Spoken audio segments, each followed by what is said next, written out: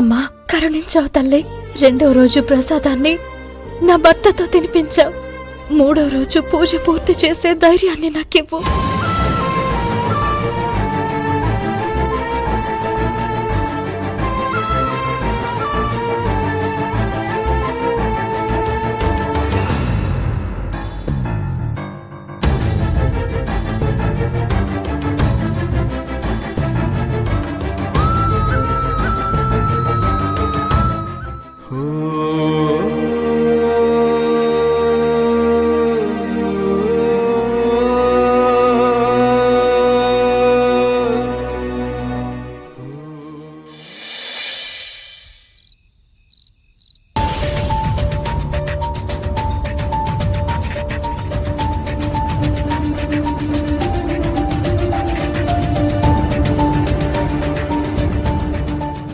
స్నేహ, మాట్లాడకండి.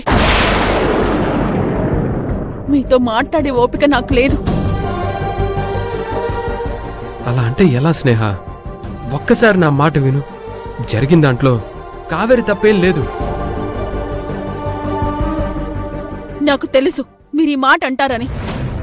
కావేరి నన్ను ఎన్ని బాధలు పెట్టినా, అర్జున్ మిమ్మల్ని కొట్టినా మీరు కావేరికి సపోర్ట్ చేస్తారు కదా.